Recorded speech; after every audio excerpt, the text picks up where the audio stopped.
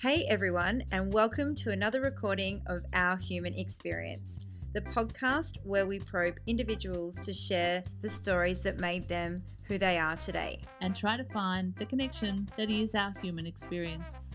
And we are recording today in beautiful Govinda at the Arts Nexus podcast studio. I'm Claire Tierney. And I'm Anna Winter. Where can they follow us, Anna? They can follow us on social media at Our Human Experience on Instagram and Facebook. ourhumanexperience.com.au. We invite you To pod binge Our Human Experience anytime you like. So, hello, Claire. Hi, Melissa. This is Claire Tierney for those out there that are Hey. meeting her for the first time. And this is Melissa Robertson. Anyone who's meeting her for the first time. Hello.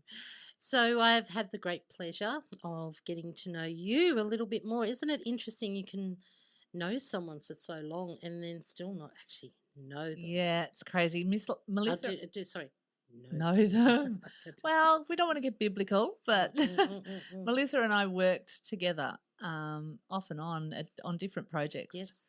over the years. And I'm going to speak to Melissa like she's the fairy godmother. She has taught me a ton. Mm. And I'm so proud and honoured that she's joined us on this podcast. So then now I'm even especially excited. She's going to ask the questions that I might not want to answer. No, and so I think that's my job now, is to try to peel back some layers and let you out there know who Claire is and why would you bother going on a journey with Claire and her friend Anna, who we'll get to speak to in a moment. So Claire, my first impression was you running from one end of a building to another, running, I believe it was a fashion parade. It was in Port Douglas at the Sugar Wharf. Yeah. I very quickly found out that you had been Miss Events of Port Douglas. Sorry, I should say that with more emphasis. Event. So you were, and I'm an event manager, so we came from the same planet, really, and I understood the 20 pots boiling. And the size of the venue. I mean, just for one event, the size of the venue being such a long building, running was definitely part of, in heels. Yeah. I have a rider now on any event that I manage, girl. Segways. Good girl. Segways. I'm never doing another event again. Can't drive a Segway. So then we got to know each other through, I think, the Buskers Festival, our mutual friend Melinda, knowing you were from Melbourne and had somehow found your way to Far North Queensland. I think that's something we'll unpack as well, that journey of how we end up here and why, when we're from somewhere as culturally dynamic as Melbourne. Yeah. And the family we leave behind. Yeah. So I will start with the same question you ask everyone. I'd like a flyover because we want to pass by pretty quick. Who you are in your structural world, like how many children, type of family, type of upbringing. Yeah, now that part of my story I could talk forever because I have a large family. But I am one of 6. I'm the youngest of 6. And as far as family closeness and love and generosity, my family are amazing. I did leave them all behind in Melbourne, but I didn't come straight here. So my journey of leaving Melbourne and coming here had taken 3 years via South America and London and Spain. So when the story kind of took its turn and how I came back to Australia was I ended up finding out I was pregnant, a part of my journey that had not been planned. Sorry, how old were you? But I was 38. So yeah, I kind of... Can you believe that child is 16? He's 16 now. And you look like you're just about to be 38, by the way. Thank you, darling. You're very sweet. But so on that journey, I had a lot of decisions to make. My mother had we've just realised that she probably had Alzheimer's and she was going through that process of being diagnosed. Yeah. And then I was working at a fairly unique little family farm converted to homestay for the elite in England. So they came and they didn't want paparazzi. So it was really grassroots. All the workers spoke Spanish, and I think they were aristocratic connections, the family that we worked for. So it was a great time, and my partner and I were speaking Spanish. We'd been in South America for years. So it was a great little part of the adventure. And as I said before, being pregnant wasn't on the plan. So as much as it's a joy and I embraced it and I'm totally, totally happily being a mother, I had to come home to sort of regroup and deal with my mum and tell her the story. And then out of the blue, my oldest friend in the world, the family I grew up across the road from, he passed away. So it was just these dominoes started falling and I thought, nah, it's time for me to go home. Yeah. And to be honest, Melissa, I was coming home to pretty much do a 360 and get the hell out, and I'm still here. Here you are.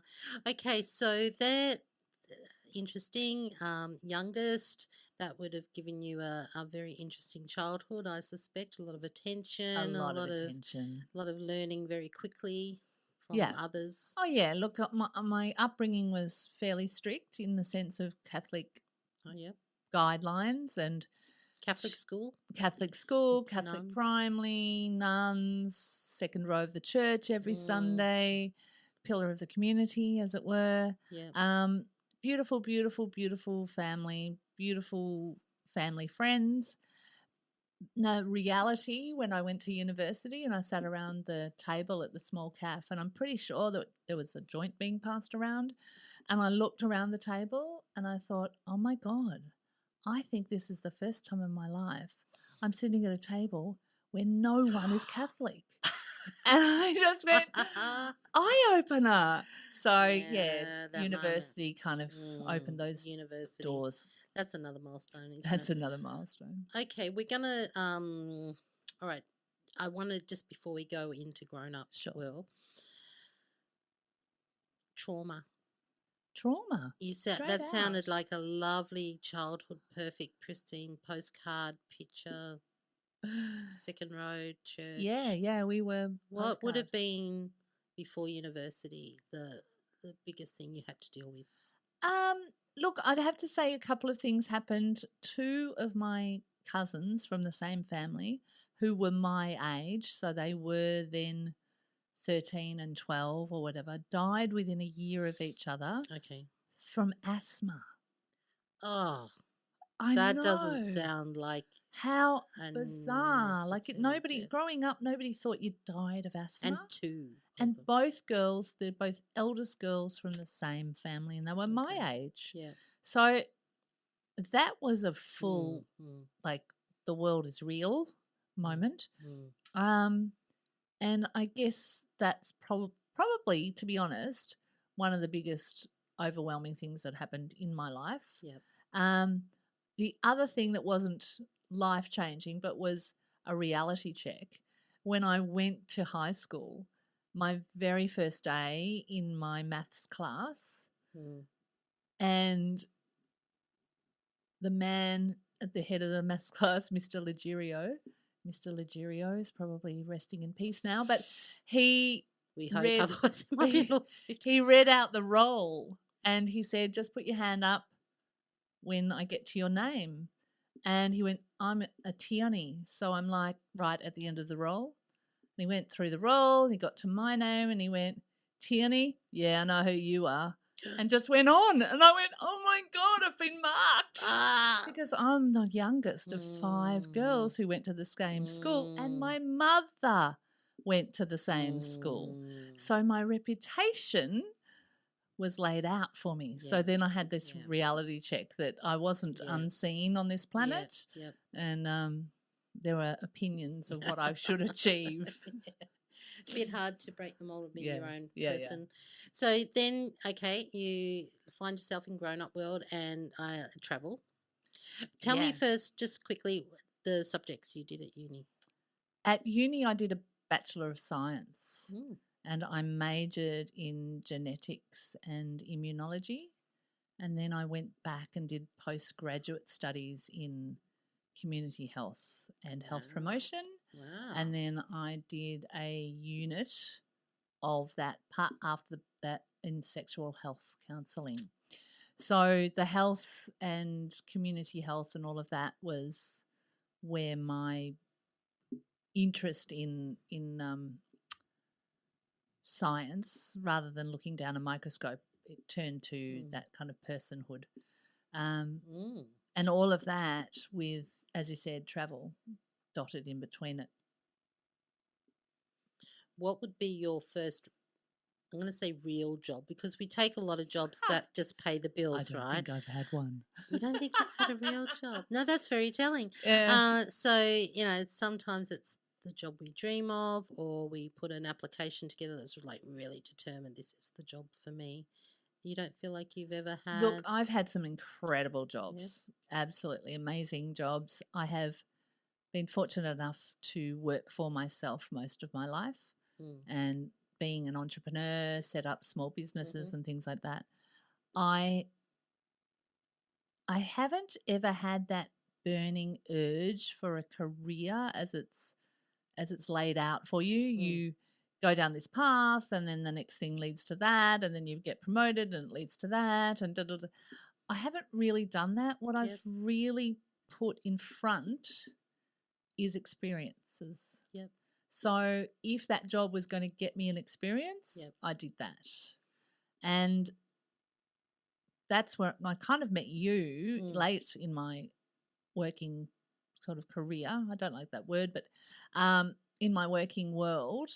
And I'd already, one thing leads to another. Yeah. And I kind of found myself on a different path than what I studied. Which is the path of a creative. Often it's not even about the fact that you might be an artist or a producer of art or whatever. It's just the approach to life. Yeah. And that's why they, creative industries became a term, because it's a bit like science. Well, you get something and then you've got to kind of prove it. And so you go to build on it. Yeah, that's right. Whereas a tradie might go hammer 3 nails and put it straight, and then that's up. There's a creativeness within that as well if you build your own house and design those things. So I actually feel like there's creativeness, or the potential for creativeness, if that's a word, in everything. Everything. Yeah, no question. So I just, again, I'm going to tie some strings together in a moment, but in terms of that, so then you go off into travel land and meet your travel partner, or did you travel off together just as a... When I first left Australia at 21 or nearly 22, I went on a one-way ticket through Russia and ended up in London for a few years. And I was not partnered at that time. My long-term partner, father of my child, has been someone I've known for ever since I was that age, but we weren't together then. So we'd known each other. He lived in one of the rooms of my house. We'd worked together. We'd done all of that. And then when I came back from traveling around years later, we kind of met up then. So, yeah. Okay, so... And then, sorry to interrupt, then we did do our South America, Spain travel together. And you were partnered then?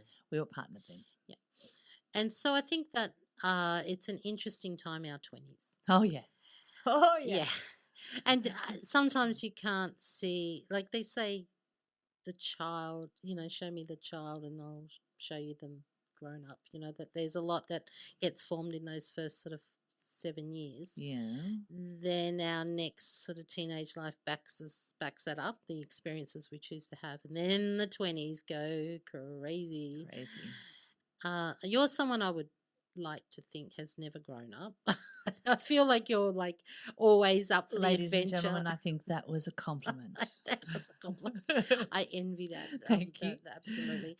And I feel very honoured that one of your last jobs, technically as a formal job, I mean, as an entrepreneur, you'll always be, but and I got to be that person for you and get to know you in your working, and I was really grateful for that experience too at that time. So my impression of you is someone who is able to take whatever's in your stride. necessary. So your 20s travel, that would have been full of that. That was absolutely wild. That's a whole nother podcast. Well, I'm going to ask you, in that travel time, I'm going to Yeah. hone it down to that. What was the scariest moment? Oh, Life-threatening maybe, or just, oh my gosh, what am I doing here? well, it's not so much scare. I'm not one to scare easily, and I don't panic about things unless they're in my face. Mhm. So I didn't really have any, I wasn't held up with a knife or any of those kind of things. But I did travel through, I said before, I went through Russia on a one-way, not on my way to England. And when I got off the plane on New Year's Day, I came through Thailand and I went into Moscow.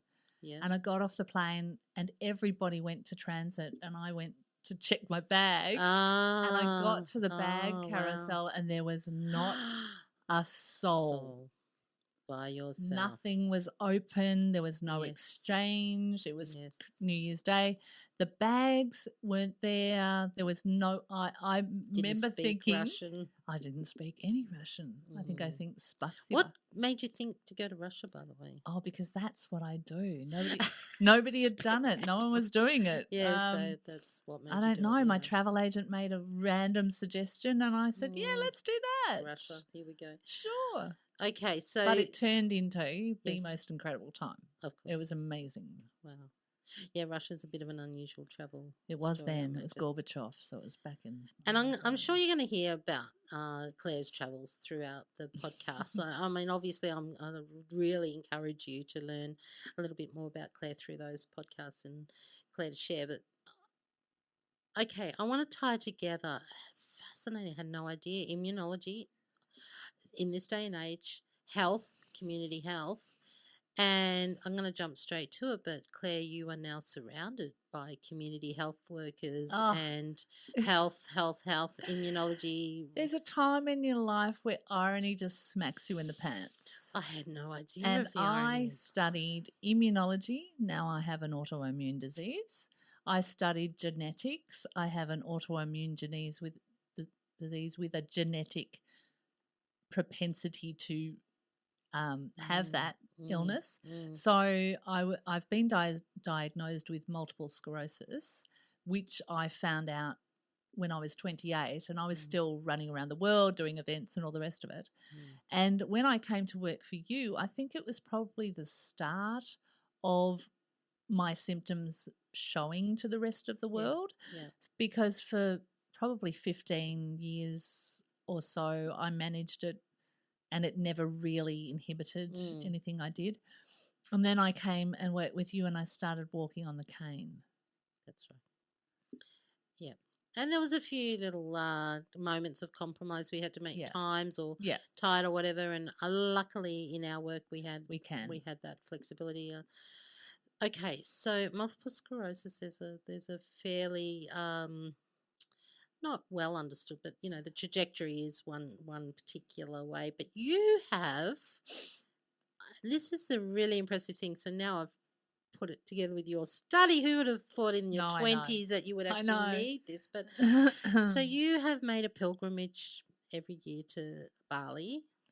A lot of years on a pursuit of alternative healing. Yeah, look, Melissa, the thing with being diagnosed with an illness where there is no known cure, and then they say it's progressive. So there's the medical industry will say there is nothing we can do to tell you that you go and do this and you've got a good chance that it will disappear. They don't have that belief. And I don't have the belief that it is what they don't understand it to be. Yep. Does that make sense? I mean, for me, if they can't tell me how it happens, really, I mean, there's many theories. I get that. And when the protocol for help, and they are brilliant, the hospitals, the medical profession do a damn good job at what they do for trauma and surgery and things like that. But if they can't tell me that this particular drug is going to cure, not even cure, but give me a sporting chance, what they basically said is you take this and it could slow down. Now, it could slow down and it probably could also cause cancer. Ugh.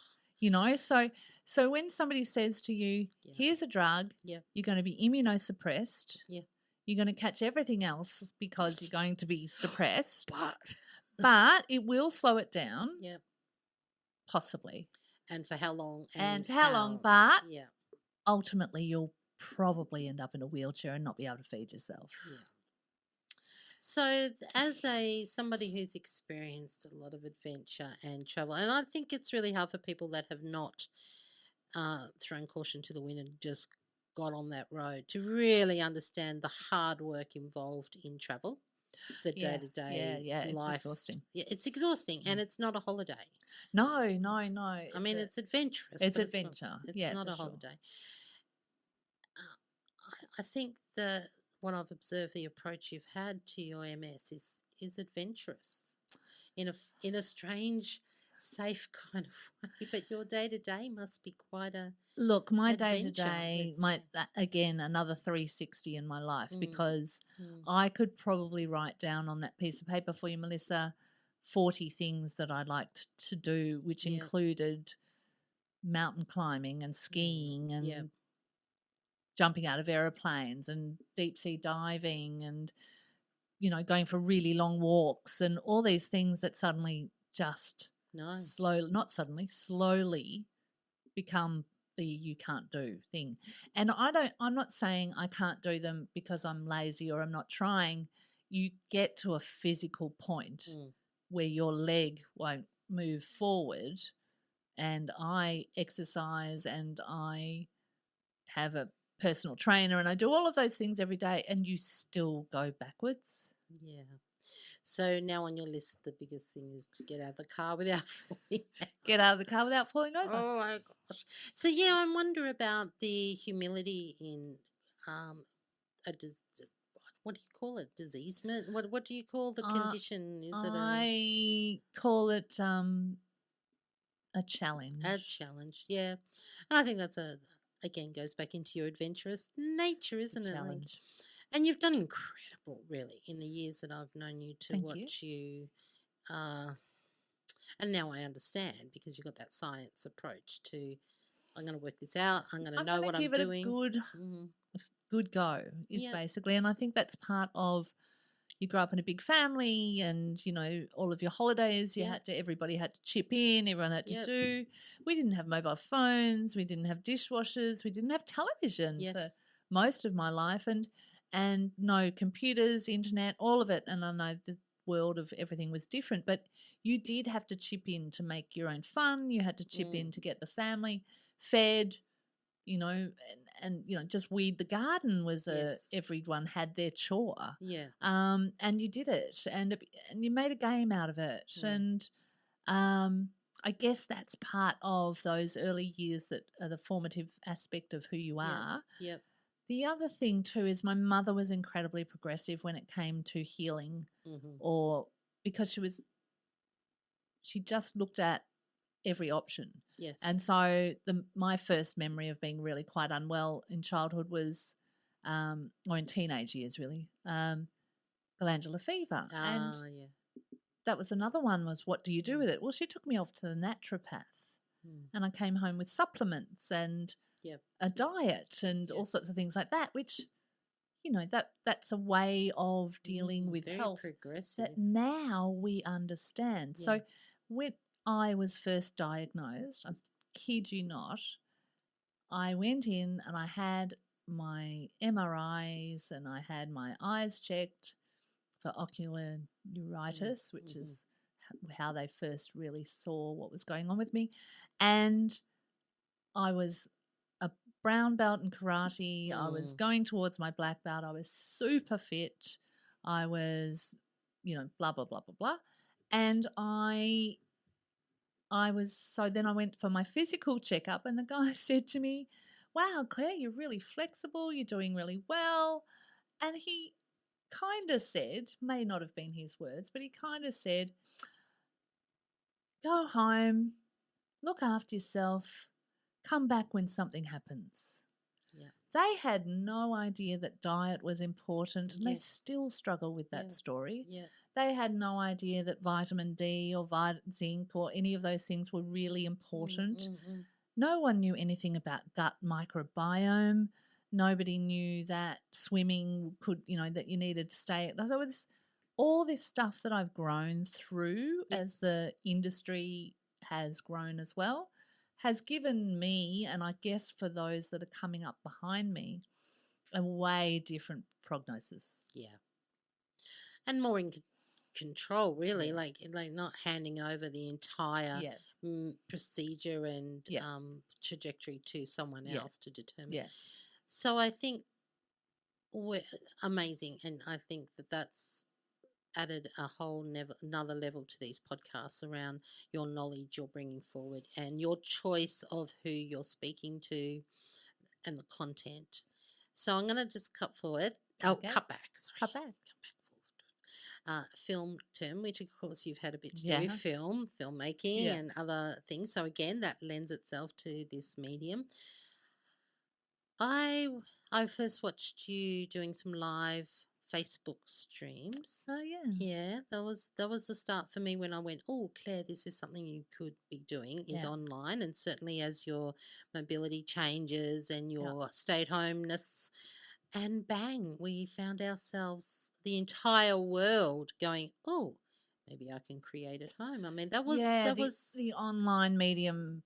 And if there is Exploded. anything positive to come out of the latest virus, world viral thing, behavior, is that people have turned their life online and they understand that it is a medium for proper communication. Yes. It's not just something you'll do if you can't do something else. So if you can't get on a plane to do that business meeting in London, I'll give him a call. Yes. That is now used to be the whole, oh no, you don't get stuff done that way. No, we need face to face. We need face to face. Relationships, But now it's this whole world has opened up, and it's brilliant because so many things can go online.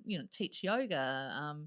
Yeah, I could list them all. There's a ton of them. Well, it's also a little bit about finding your tribe. Yes, and they don't.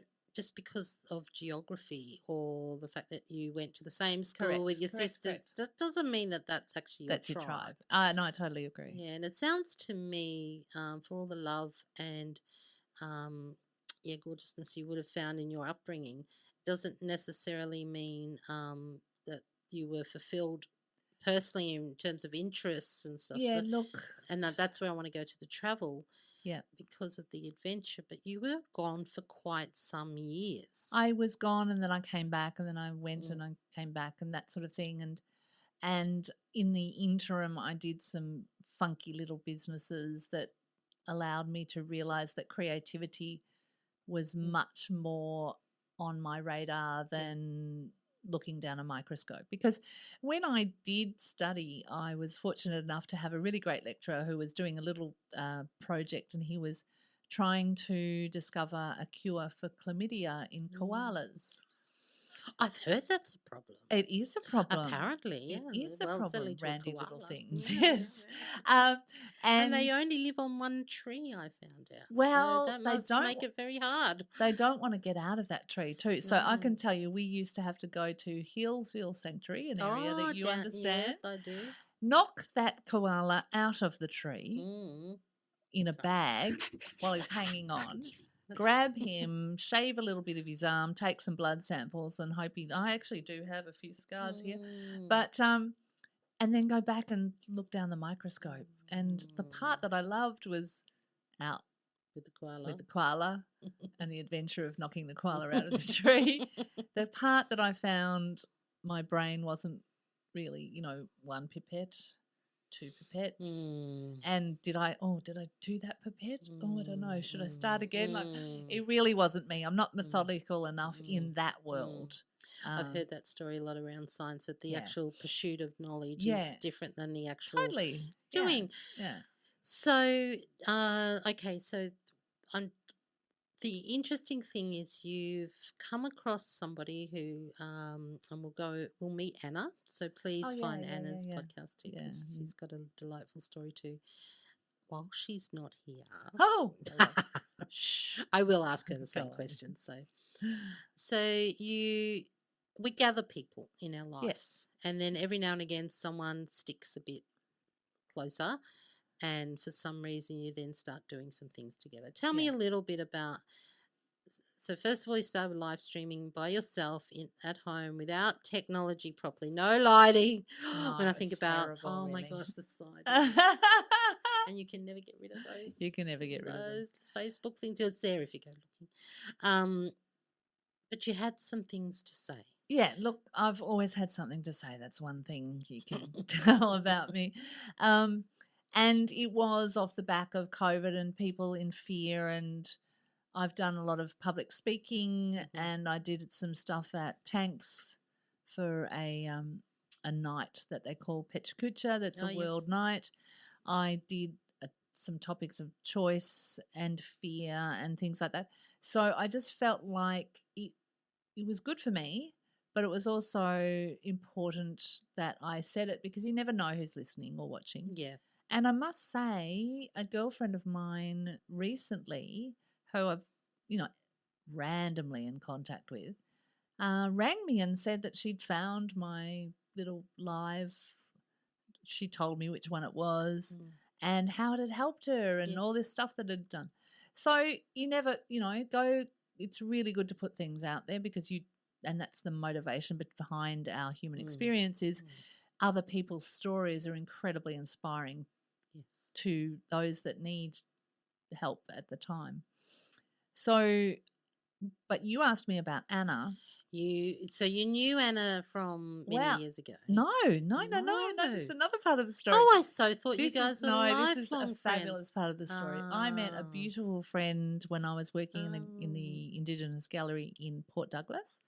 And through her, I met Anna when she came up to visit one time. Anna is a person who has 1,000 ideas and often will say, oh, you could do this or you could do that. And she's very inspiring. So at one point she needed a PA and, again, something that I could do online. I didn't have to be – she didn't live up here at that point. So she went back to her town, Moree, and I stayed up here and we worked together. Yeah. She ran a health retreat, a fitness down there, and I helped her out with that. So then she kept saying, I'm coming back, I'm coming to visit, I'm coming back, I'm coming to visit. And it had been a year or more, and then she rang me a few weeks before Christmas. This is probably 4 years ago, or nearly 4 years ago this Christmas. Yep. Rang me and said, I'm coming. And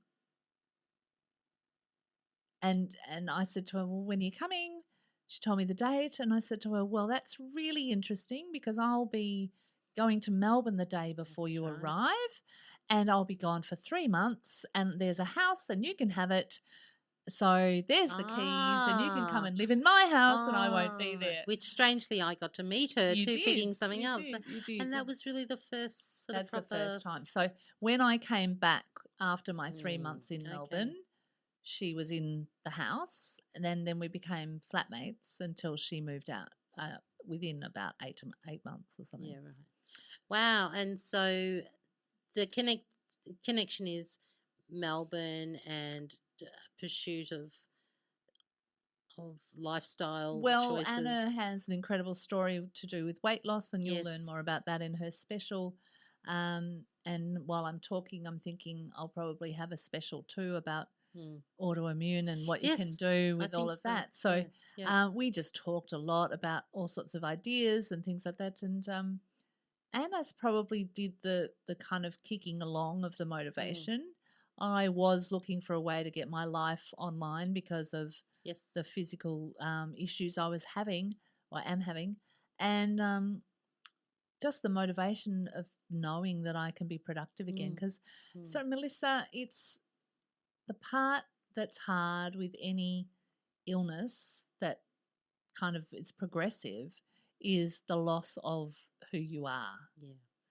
So, and being such a front line in the public eye with everything that I did with event management, even dog walking, running cafes, all of those things that I've done over the years. My face was out there, and it was physical.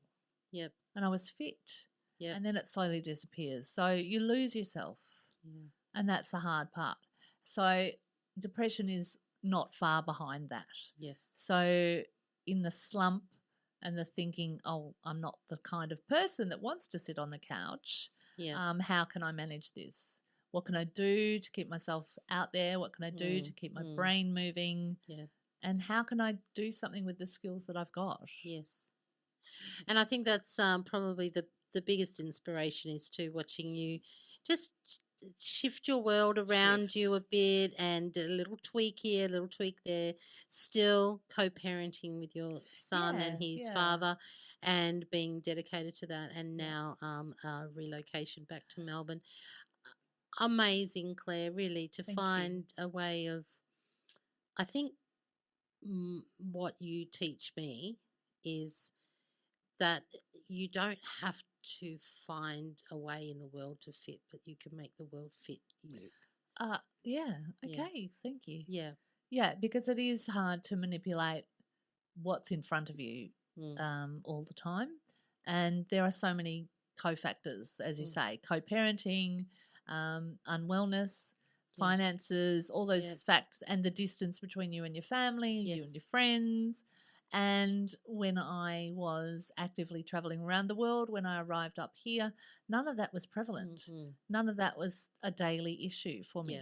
And I can wake up in the morning and before I get up think, oh my God, it's all perfect again. And then slowly through the day you might get tired and something shut in. So it's a roller coaster. And so it's finding those little glimpses of joy. Well, I think credit to you that in the Arts Nexus studios, we don't talk about pivoting because that sounds just painful. People talk about pivoting a lot. So we pirouette here. And I think that I would love to watch you continue pirouetting. My way through life? Yes. I'm happy to pirouette I see you as a ballerina randomly, of all things. Of course. So thank you, Claire. Is there any final something, or will we learn more as you will learn more. And what I would say about the podcasting, the process that we're doing, my story is just one of the many stories that people will hear.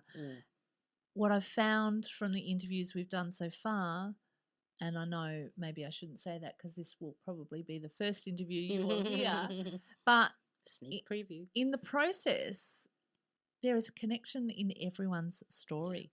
Everyone that has come to this table has something, and you think, oh, you know, that was something that happened to me, or my sister, or that's really relevant to what's going on with me. And so for people, for viewers especially, to never think that they're sitting alone with a problem in their lap that's too big to handle. Stories are really important. Tell your story. Tell your story. It's really important. It's actually a human right under the UNESCO Sustainable Goals. Look at you going back to politics. Sorry, can't help it. But I think that's been the thing about podcasting is why would I tell my story? Who cares?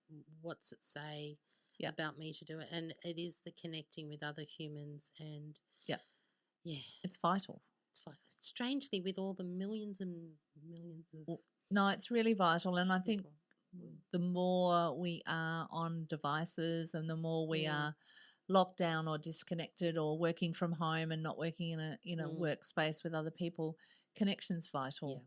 And these stories just show how vital, and the connections of the people that are telling their stories, what they meant to them in their journey as well. So talk, share. It's really important. Oh, I've loved getting to know the people that you brought forward, and now to get to know you. Thanks, you, Claire. Lisa. My pleasure. Thanks, everyone. Thank you for listening to Our Human Experience. You can follow us on social media on Instagram and Facebook. ourhumanexperience.com.au. Listen to Our Human Experience, where you can pod binge anytime you like. See you next time. Bye.